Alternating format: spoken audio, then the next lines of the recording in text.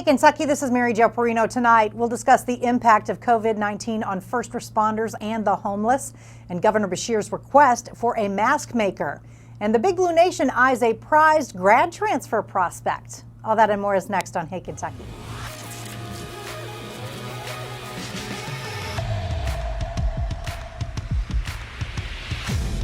Welcome into Hey Kentucky with LEX 18 Sports Director Keith Farmer. Keith, guess what? I got my Girl Scout cookies. I need to bring in your case. We were going halvesies, weren't we?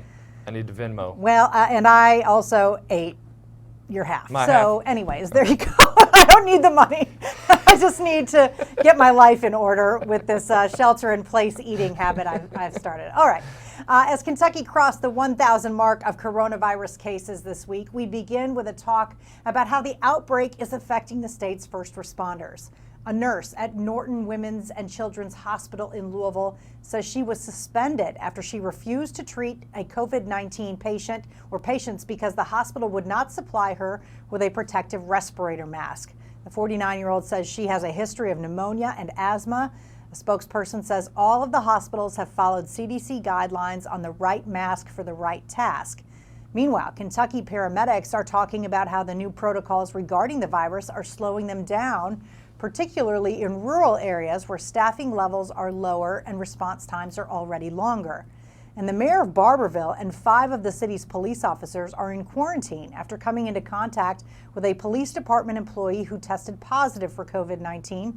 The department says it is working with Knox County health officials to track the people who had close contact with the sick employee. And Keith, in Barberville, that is literally half of their police force. So half of the police force is staying at home quarantine for the next 14 days. I think we have to first off say thank you to all of those that are on the front lines of this, with the doctors and nurses and the policemen and jailers when you think about that, and so you've got to thank them. But at the same time, going back to that nurse, it's like I really can't fault her for saying I don't want to be a part of this unless I've got the right thing, because she has a history. Yeah, she has the history there. So hopefully they're looking at each nurse and doctor on a case-by-case basis and trying to help them feel best prepared. Absolutely. Well, the shortage of masks and other protective equipment is well documented across the nation, but Governor Beshear has called on one multinational manufacturer with a Kentucky plant to take more action to help out. Beshear wants 3M to release its patent for the N95 respirator, a desperately needed type of protective gear that's difficult to get during this pandemic, so that more manufacturers can start making it.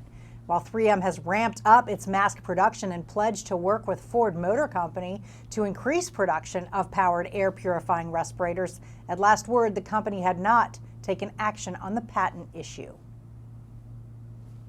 Incredibly difficult, as is the manufacturer, because it's under patent.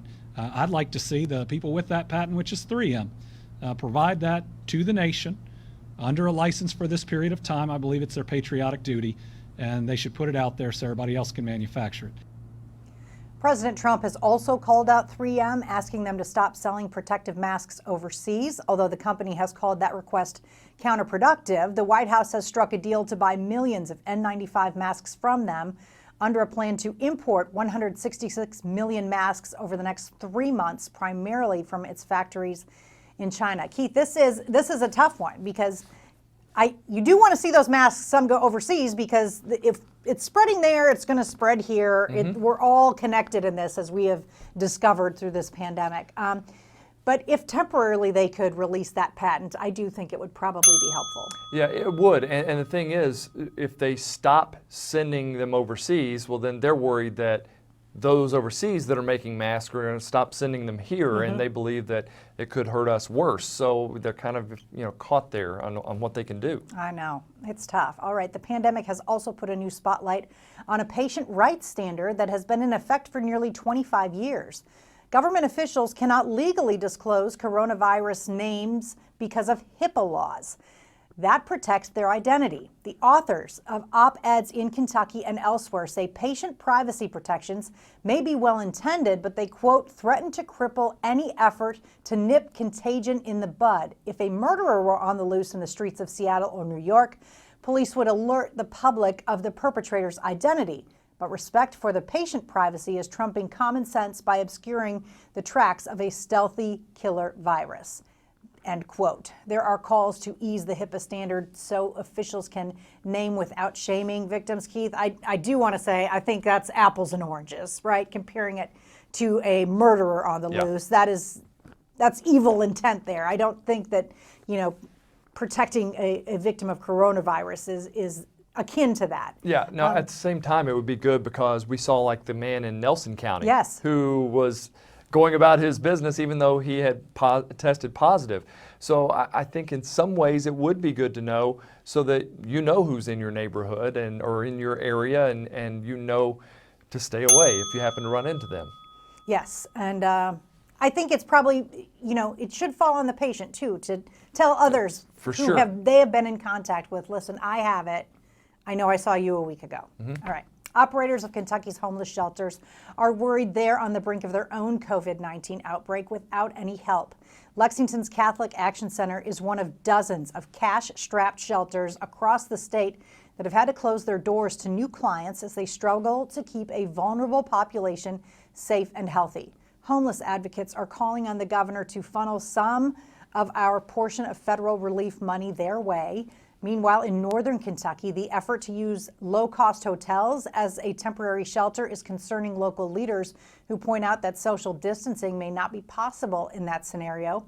And in Louisville, the city has installed several hand washing and portable toilet stations downtown to help the homeless fend off the pandemic. And Keith, as we talked about here, Transy is helping set up something for folks in this area as well. They're oftentimes the people we forget about. Yeah, and that's great that Transy did that, and you would think that there would be some other places. I've thought about hotels or other areas that could help out during this time, and it would be great to see. Mm-hmm. But it is a tough position to be in because, especially for the Lexington Catholic Action Center, they have the people they know that are safe, mm-hmm. and now you're trying to bring in people that you don't know whether they carry this or not. And you never know if homelessness could go on the rise with so many people losing their jobs and things like that. So that's also a worrisome thing. All right, the governor's orders for non-essential businesses to close their doors to visitors has not been followed by everyone. Last week, the state cited 2 Frankfort gyms after reports that they were letting customers enter through the back door and work out. Andy Beshear issued an executive order on March 18th requiring all non-life-sustaining public-facing businesses, including gyms and exercise facilities, to be closed. Both gyms are now apparently cooperating with the order. Keith, this is the kind of stuff that's so disappointing to me. Not only for the owners, but even the people inside. Like, you can work out at home or outside. It's totally possible. Google it. Yeah. You can find all sorts of workouts. The University of Kentucky football players are having to get creative right now because many of them don't have home gyms. Google some things. Yeah. Find something you can do inside, outside, on your own, and you can do this without going to a gym. Yeah, the YMCA is providing online classes. Everyone is, right? You can find anything. Okay. With many people hurting during the shutdowns, LEX 18 and the Scripps Howard Foundation are teaming up with God's Pantry Food Bank for the Hope Over Hunger project. We at the station are encouraging businesses to consider matching our $10,000 donation to help the hungry. If you need help or would like to support the cause, go to lex18.com/hope. And if you own or manage a business or restaurant that's open and adapting to a new way of serving customers, LEX 18 News would like to share your story. Just head to lex18.com/open. You can submit your business there or find links to see what restaurants and businesses are open. Turning to sports, Kentucky is among the 20-plus schools that have reached out to Purdue graduate transfer Matt Harms. UK joined the likes of Louisville, Arizona, Arkansas, and Ole Miss to reach out to the 7'3" center following his transfer decision yesterday. Last season, Harms averaged 8.6 points on 52.5% shooting to go with 4.6 rebounds and 2 blocks a game. Meanwhile, news from the NCAA means Coach Cal and his staff may have to get a little creative to close out the 2020 basketball roster. Despite Cal saying on numerous occasions that the league was expected to pass a rule that would grant immediate eligibility for transfers on a one-time basis starting this season, it now appears that will be pushed back 1 year. One player who will return to the roster next season is Keon Brooks. In an interview with the Cat's Paws, the 6'7" forward's father said his son will be back for a sophomore year. And Kentucky guard Emmanuel quickly encapsulated the emotions of many other players and fans last night when the national championship would have been played in a non-COVID-19 world. And Keith, we all felt like that, didn't we? We all did. I mean, to be honest, I don't think I remembered that it would have been last night. Well, it also feels like we've been 2 years without sports. It does. It feels like it's been forever, and so I sympathize with him. I do too. So up next on Hey Kentucky, Keith and I are going to talk more about the basketball topics we just got in. We're going to dive deeper into those. Stay with us.